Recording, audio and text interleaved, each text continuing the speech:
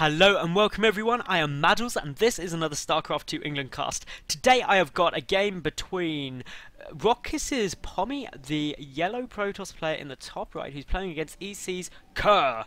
I'm going to go with Kerr. I think that's how you say it. I don't have any other more educated guesses. But of course this is a PvP. The map is ECKrr's Plateau. It's from the HP Trophy 2 qualifiers and it's a best of one game and I am looking forward to it. It should be fun! And I'm getting a little bit overexcited because I've been casting StarCraft now for the last 5 hours, which is super fun. And yes, I did just have to look at a clock in the room because I've completely lost track of time. But I'm having an awesome afternoon, so it's brilliant. I cannot complain.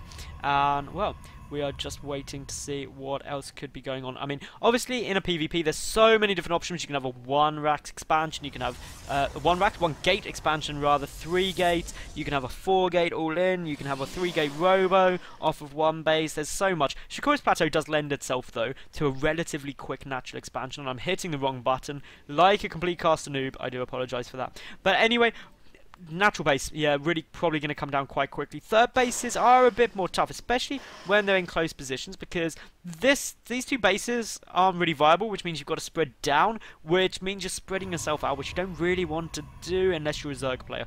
You want to kind of stay nice and huddled together so your army can defend easily. Now, obviously looking around here, both players going for absolutely identical builds at the moment, which is really the staple of a mirror matchup, that everyone does exactly the same thing for ages and leaves poor little casters like me little to talk about in the early game. So let me say, I'm going to just self-plug here. Please subscribe, I get new games up every single day. Leave a cool comment below what you think of the players, the casting, the games, etc. And like the video. That would just be awesome and would make me a happy, happy person. And I'm really happy already, so imagine if you made me ecstatic. Now, looking around, obviously, still very, very similar builds. We do have Cybercore coming down at precisely the same time. So these two players are literally copying themselves. It's cute. They're like those little kids in like primary school when they're just like, oh, I'm going to copy you, and it's annoying. Unfortunately, they will eventually variate their build, but not yet both getting the second gas at precisely the same time. Getting the second gas just suggests that they're going to stay on one base for a little bit longer. And interestingly, neither player has scouted yet. They don't even know where they are. So that is quite an interesting little opener. They're just like, nope, I'm just going to do what I'm going to do because I don't know what you're going to do, so it's fine. We do see here, though, that Kerr is taking the very, very bold move of looking at his opponent and just being like, okay, you've done exactly the same as what I've done. Which is always something quite reassuring, because if they're doing exactly the same as you, you know you can't lose to it. Like, it just won't happen. They've got exactly the same stuff as you. And I think it is actually identical. The work count, very, very similar, just fractionally ahead for Kerr right there, but only like really, really fractionally. Actually, no, Pomi's fractionally ahead. Sorry. We do now have the first massive variation, though. For Pomi, we have the Twilight Council. For Kerr, we have the robotics facility. That is huge. That is monumental in terms of the separation that they're going for right now. How is it all going to play off? Are we going to see Blink out of that Twilight Council? Most probably. Are we going to see a Observer out of that robotics facility? Definitely, followed up by an Immortal. Almost certainly. There are other things, but I think that is the most likely. Chrono Boost coming out on the Warp Gate tech. Meanwhile, the Chrono Boosts for Pomi are getting saved up at the moment. Now, there goes Blink. Chrono Boost almost certainly going to get spent there. There we go. So we've got 2 gateways on the way, so it's 3 gate against what is 3 gate robo.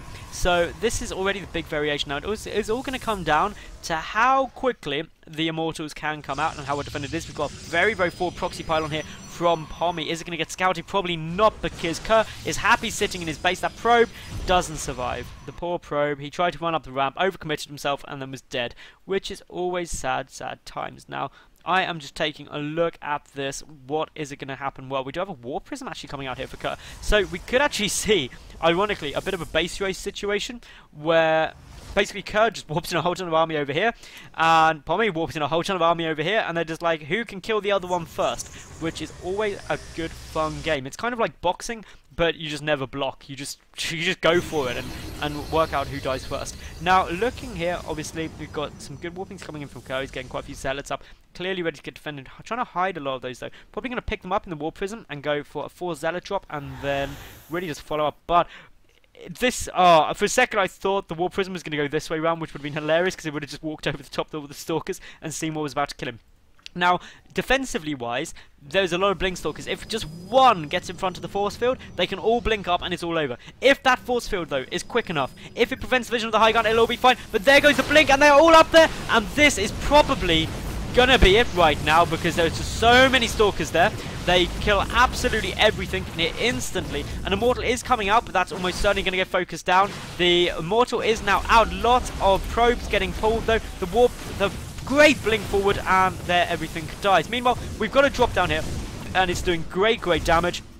But there just isn't enough stuff. The probes are managing to do a surprisingly good job of killing the stalkers, though. A force field goes down, preventing the stalkers from getting any further away. But of course, probes fighting against stalkers is never going to be that cost effective. And in terms of the worker count, actually ECKrr with a better worker count right now. The Zealots killing absolutely everything. This is completely crazy. This matchup is just ridiculous, this series. But the stalkers, they're still moving forward. The warp in is ready, but there is no money for ECKrr. You need to mine. That's the downside of pulling all your units. All of the probes, meanwhile, from Pomi getting pulled over because they're like, well, I've got more units in his base than he has in mine, so I can probably win. So I'm just going to come and bring probes into this fight. And that is exactly what's going on. And now ECKrr thinking, hey, why didn't I think of doing that? And is now taking all of his probes to Pomi's base. But unfortunately, they're all going to die from those blink stalkers, which are just so good. And now it is pretty much all over. One lone worker for ECKrr. Where is it? Where is that one worker? There's one going to be sitting. Where is it? Where even is that one worker? It's somewhere on here. But Pomi, nope. I have no idea where the worker is for ECKrr. I literally have no clue. I can't see it, but it is somewhere, just chilling. It's not even there. The probes are going to get killed on the Nexus. Pomi has one. Almost definitely. Actually, he has definitely won. These stalkers coming back can just kite those zealots to death. And it could get into a base race situation now, but it's not, because basically the Warp Prism is going to get killed. Trying to drop the zealots on. The Warp Prism goes down, though. 3 stalkers against those zealots should be fine, especially with blink. They can just run away periodically. It's just about microing the stalkers effectively. Obviously, every time they get blink, it's fine. ECKrr has lost his Nexus and is now being revealed. Those stalkers are being done, but there is the GG. He knows there's nothing he can do. And that was a bit of a funky game. So if you did enjoy, subscribe, like, comment, and follow me on Twitter. If you want any more StarCraft, flick over to my channel, and I will see you tomorrow for yet another new cast. But most importantly, I hope you did enjoy. Thank you very much for watching, and bye for now.